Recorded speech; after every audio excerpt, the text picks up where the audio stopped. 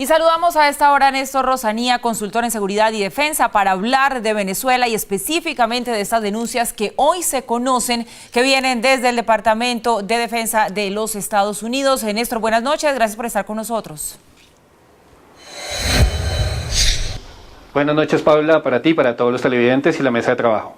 Bueno, Néstor, me gustaría empezar por discutir algo. Estas informaciones acerca de los posibles vínculos entre Hezbollah y el gobierno primero de Chávez, luego de Nicolás Maduro, no son nuevas. ¿Por qué las pone sobre la mesa ahora a manera de denuncia el gobierno de los Estados Unidos? ¿Está buscando con esto cerrar el cerco y justificar las acciones que está empezando, o mejor, que está pensando empezar a tomar contra el gobierno de Nicolás Maduro? ¿Puede ser eso?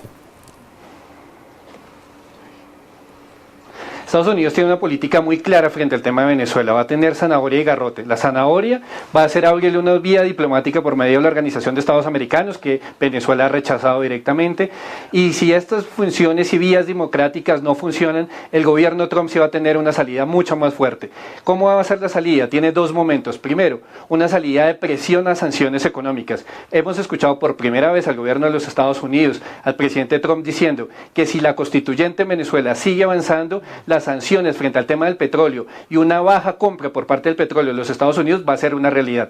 Esta decisión el presidente Obama jamás la hubiera tomado y el presidente Trump ve que esto va a ser una de las grandes fuerzas que le va a dar para presionar al régimen de Maduro. Y lo segundo es empezar a coaccionar al sistema internacional para que acuse al gobierno de Nicolás Maduro de apoyar a grupos terroristas a nivel internacional, así como en su momento lo hicieron en Irak con el gobierno de Saddam Hussein.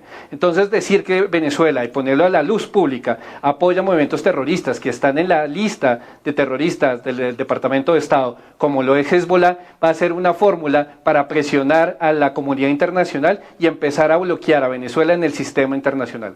Sí, Néstor, buenas noches, le saluda Juan Pablo Vieri. Si lo del Hezbollah es cierto y Maduro está metido hasta los tuétanos con esos grupos terroristas, ¿qué plataforma es Venezuela para amenaza a Estados Unidos o para el continente si eso llega a ser verdad? Juan Pablo, hay dos variables fundamentales. Esto se mide en capacidad operacional y en financiamiento. Lo que hemos empezado a investigar aquí desde el Centro de Estudios en Seguridad y Paz es que Hezbollah realmente no tiene una plataforma operacional en lo que sería Venezuela. No va a realizar acciones armadas ni en campo venezolano ni en territorio latinoamericano. Ni siquiera sería una plataforma para atacar a los Estados Unidos. Pero sí puede ser un espacio de repliegue estratégico para sus cuadros, repliegue estratégico para aquellos figuras, digamos, operacionales que ya están muy visibles en el Medio Oriente, y es un buen espacio también para tomar un refinanciamiento. Venezuela, desde el gobierno Chávez, se sabe que ha apoyado a todos estos grupos. Venezuela siempre tuvo un discurso de liberación nacional, apoyó a todos estos movimientos desde ETA, IRA, a Hezbollah, y les ha dado un patrocinio económico. Entonces sí es posible que estén aquí, pero como un espacio de repliegue estratégico, más no como un espacio operacional. Néstor, lo saluda Mauricio Reina.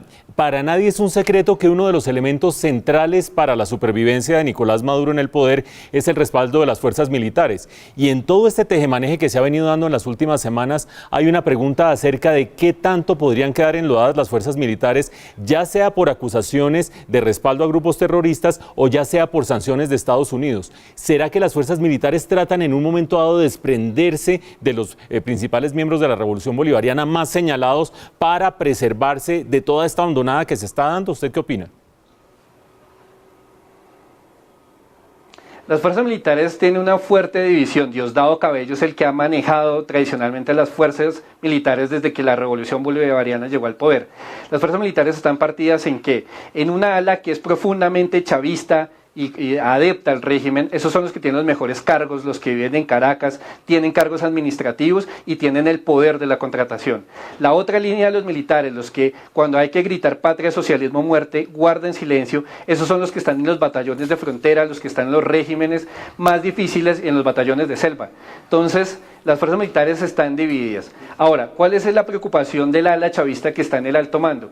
Que todas estas implicaciones de resguardo a grupos internacionales terroristas necesariamente los va a llevar a grupos o a listas internacionales como la del Departamento de Estado y pueden pasar de ser militares reconocidos en Venezuela a ser buscados internacionalmente como patrocinadores del terrorismo. Entonces, estas declaraciones de Estados Unidos pueden fracturar de alguna forma la lealtad frente al régimen de Maduro de a cuadros militares, porque ya lo empezarían a pensar, o soy leal al régimen, pero termino incluido en las listas del Departamento de Estado de Estados Unidos y podría terminar hasta con una orden roja de Interpol y ser buscado por patrocinador de estos grupos. Entonces, sin lugar a dudas, este pronunciamiento del presidente Trump sí va a empezar a marcar una fisura dentro de las Fuerzas Armadas venezolanas.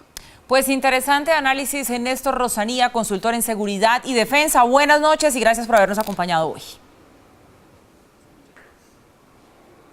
Buenas noches para ti, Paula, para Mauricio, para Juan Pablo y para todos los televidentes. Muchas gracias. Mauricio, este tema que ya tratábamos con el doctor Néstor Rosanía, una de las noticias que se producen hoy sobre Venezuela, pero quedan otros más que también ya los reseñábamos aquí. La intervención de Luis Almagro ante el Senado de los Estados Unidos, contundente, y la verdad todo parecería indicar que esto pinta para que van a venir sanciones de Estados Unidos hacia el gobierno de Nicolás Maduro, sanciones relacionadas con el tema de la importación de petróleo, que es donde más les puede afectar, ¿o cómo lo ve usted? Así es, Paula. Digamos que la gran interrogante o el gran interrogante que había en estos días era si Nicolás Maduro seguiría adelante o no con la convocatoria de esta selección de los constituyentes para la Asamblea Constituyente espuria, que no está justificada por la Constitución o respaldada por los procedimientos que establece la Constitución. Va a seguir adelante. Listo.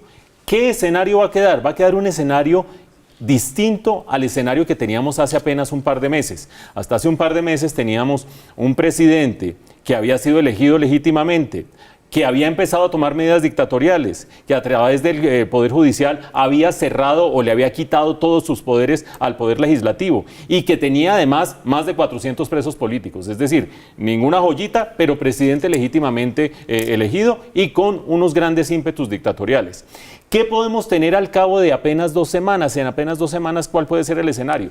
Puede ser el de un presidente que está montado en una asamblea constituyente, que va a acabar con la constitución legítima para crear una constitución ilegítima porque se desarrolló o se habría desarrollado sin seguir las pautas de la constitución, que son que el pueblo convoca a la constituyente. Primer punto. En segundo lugar, ya claramente dictador, por lo tanto. En tercer lugar, con muchos miembros de su entorno señalados de terroristas y de narcotraficantes. Y en cuarto lugar, como lo señalaba Paula, ya no sanciones económicas individuales, sino sanciones de frente al país. ¿A qué tipo de sanciones? Recuerden ustedes que el 50% del petróleo que exporta Venezuela va a Estados Unidos. A Estados Unidos le puede doler mucho, es apenas el 5% de las importaciones de Estados Unidos. Le duele un poquito, pero a Venezuela le duele fundamentalmente si le cortan 50% de sus exportaciones de petróleo.